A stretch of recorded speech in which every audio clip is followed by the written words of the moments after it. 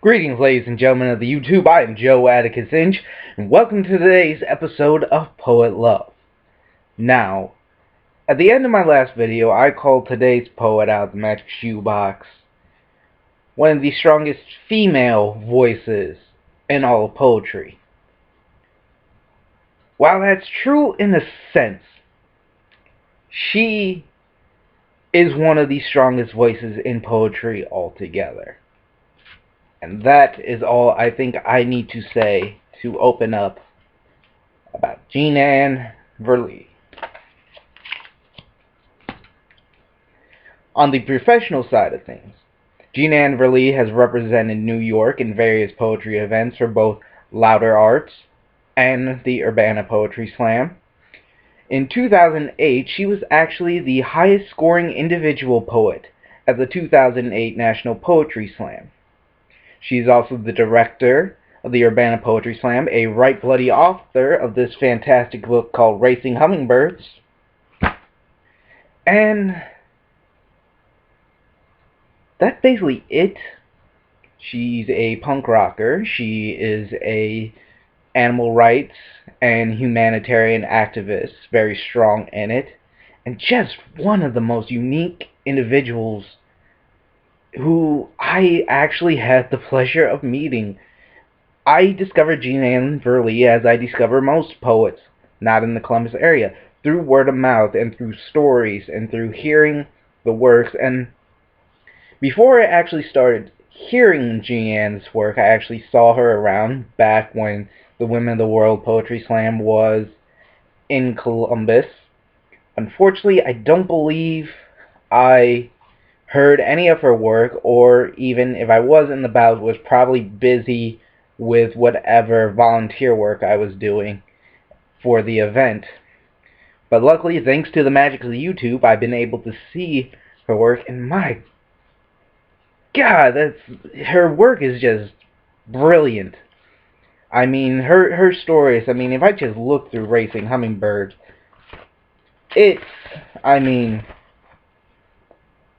unsolicited advice to adolescent girls with crooked teeth and pink hair. Wonderful. God replies. Genius. Yellow feather. And or the list goes on, and even other stuff not out of Racing Hummingbirds is just brilliant.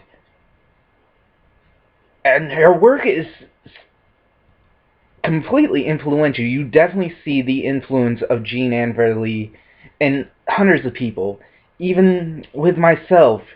One of her most famous poems is a poem called 40 Love Letters, which is something a lot of poets, including myself, took a premise of and ran with it whenever we needed to get out new work. But my God, isn't it just a brilliant idea that you could take something like 40 love letters, just like 40 little mini poems about someone, and while there are variations depending on adaptation or how you actually read it, you just can feel the positivity in it.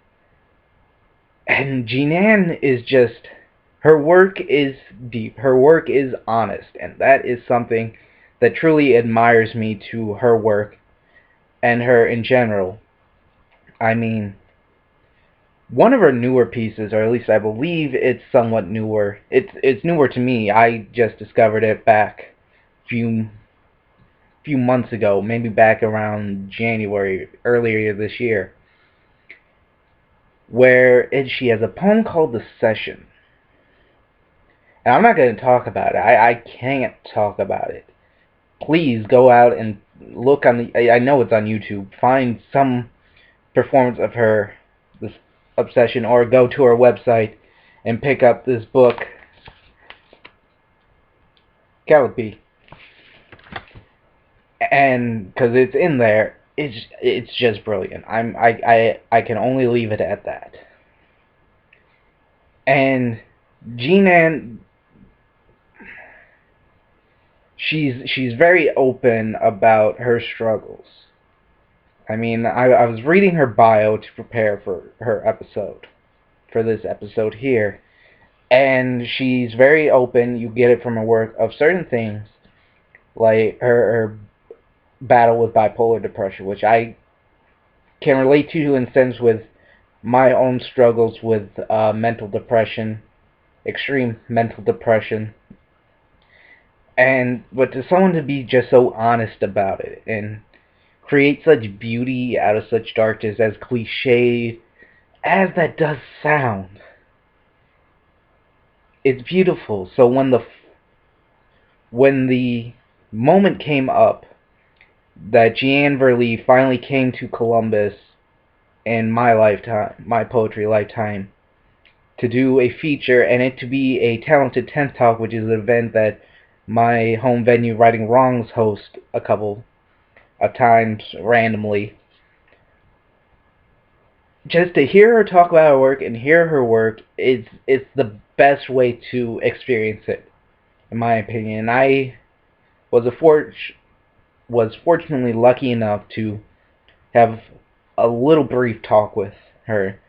Not as much as I would like to, but I was able to ask her a question that I was struggling with. And the fact that this year I want to be more honest. I want to start a new chapter in my poetry saga and have work that's more honest about the life I live, the things that I've lived through.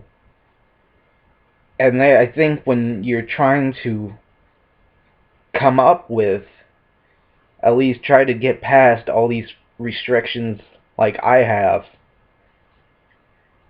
I asked her how she can be, in I'm probably paraphrasing my own words here, if she had any advice for someone who's trying to be as honest as her. And her response was, just don't care what other people think. It's a simple lesson, but coming from someone like Jeanann, who knows what she's talking about, it has so much more impact than, say, finding that on an actual fortune cookie. Yeah. And that's why I really want people to check out Jeanann's work. You want to see someone who's brutally honest, yet has so much individuality and personality and charm and brilliance to the art form. Jeanann is what you are looking for. So please support Jeanann. You can buy this wonderful book, Raising Hummingbirds, at rightbelay.com or at her website, jeanannverlee.com. All links will be labeled in the credits after this video. And, I mean, look at her on YouTube. Find stuff of hers to read. Just get acquainted, at least, with her work. You will not be disappointed.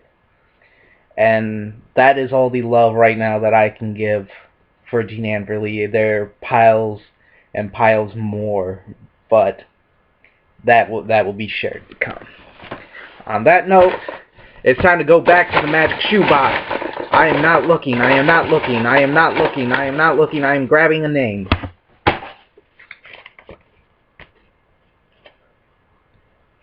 Good follow-up.